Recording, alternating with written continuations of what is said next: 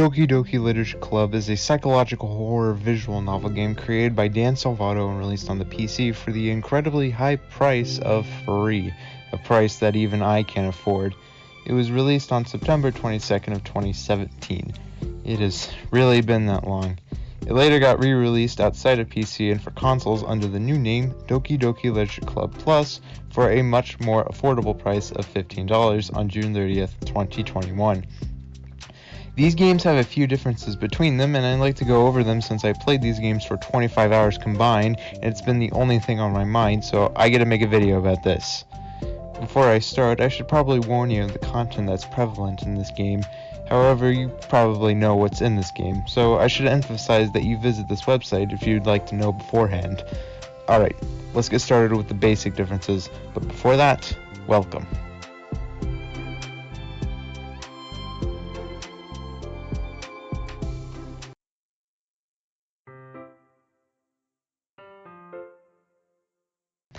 To start off, Doki Doki Literature Club never got re-released outside of PC unless you count all the unofficial ports. This shit is on the 3DS? So console exclusive players never got to experience this game, so 4 years later they made Doki Doki Plus. This new game features the original game, but also new sub-stories featuring everyone but the playable character. I like the sub-stories in this game quite a bit and the messages in each of them, but I don't think it's worth it for the steep price tag. This version also has a built-in music player, and I gotta admit it, but some of this new shit is pretty good, but it's definitely not, in my opinion, not as good as the original soundtrack. A new addition in this version allows you to see a bunch of pictures. Oh wait, you gotta unlock them all. This version also introduced the best feature ever. I paid $15 for this. Wait, this game has email functionality? Dear Dan Salvato, can you please add the function to create folders on the desktop? I think that would be really, really funny. Before moving on, we have to talk about how this game added achievement support, and now you're rewarded for talking to Monica for too long. Finally! Moving on from the desktop, we can talk about the actual game, starting with its first act.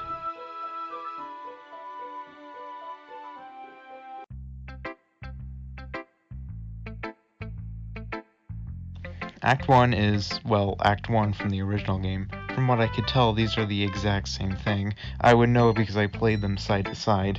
The few changes I could note was the content warnings when you talk to Sayori about depression, and before Sayori's goodbye when it warns you if you chose to have content warnings on through the settings. Another change were the amount of save slots, which the original had 9 pages with 6 slots each, while DDLC Plus reduced the amount of pages to 6 pages, but also the new inclusion of an autosave. I never used the autosave. Oh, and if you're wondering if you can still do the secret ending by deleting Monica's character file, you just have to go to the files on the game's desktop. Hey, when did this show up? Jesus Christ, Natsuki! So far kinda plain, but I'm sure there's something new that happens in the second act.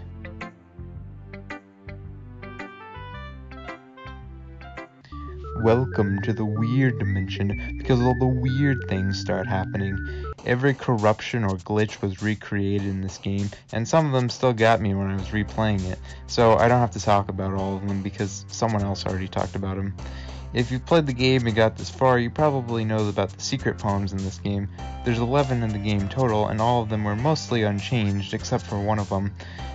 This wall of blacked out text is different from its original to the Plus version. You probably noticed that it's a bit longer.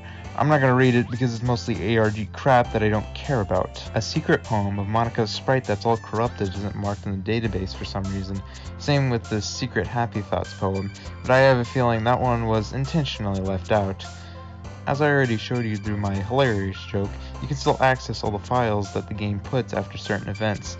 It's just a bit more time consuming because you have to quit out of the game, check, then return, instead of having the file directory during the game unlike the 3DS version. When the player has to pick a girl to hang out with for the weekend, the player is forced to pick Monica. Their mouse drags to Monica's option, and to adjust for controller players, the option that's highlighted quickly changes to Monica's. An oddity caused by the distortion effect in DDLC Plus has the letterboxing distorted if the game doesn't match the screen size. The letterboxing distortion doesn't happen on the original version. I couldn't tell if that Sayori mouse glitch from the first game was kept. Again, I couldn't tell, so I have no way to confirm this. Now here's the big money. Yuri's death scene is censored in the PlayStation version of Plus. Instead of having red blood splatters, it's replaced with black ink. However, every other version of the game has its scene uncensored, including the Switch version. Why? Well, Sony has this big censorship problem. There's a good video about the Sony check that you can watch. The link's in the description. A lot more interesting, but now I'm a lot more sadder. Hopefully there's someone to talk to. Oh, thank God.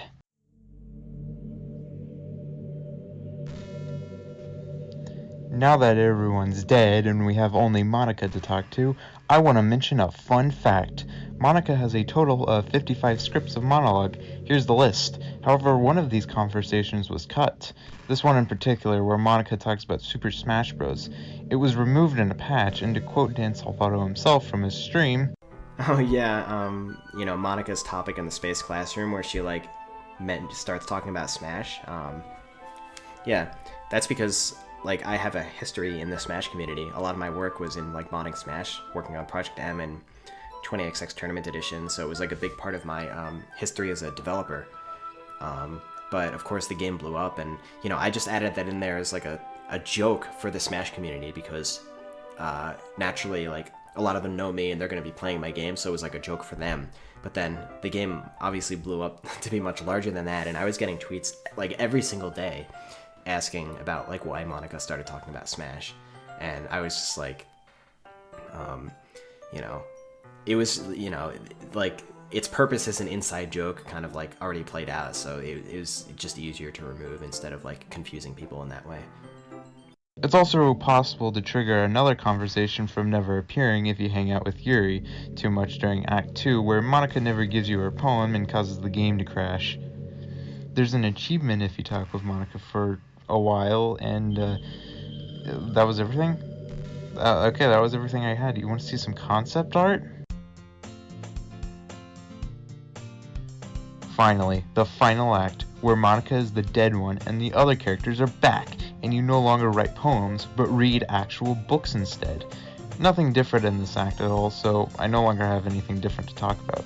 Oh, wait, actually, I have one more difference. And it's if you hang out with everyone and get Dan's message in the original game, it actually looks like this. While in the Plus version, it's all on one sheet. Sadly, there's not any cool other differences except for that. So, I want to talk about the side stories now.